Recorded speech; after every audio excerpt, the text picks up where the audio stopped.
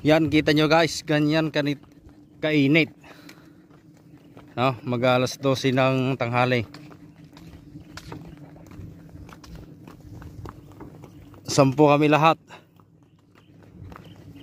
5 pares sa pag-aararo ng kamote.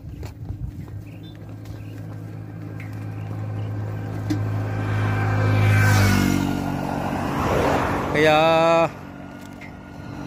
sa aming produktong kamote, sana naman ay huwag baritin.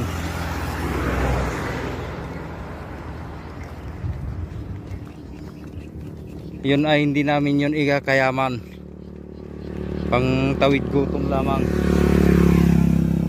para may pambayad utang, pambili ng pagkain.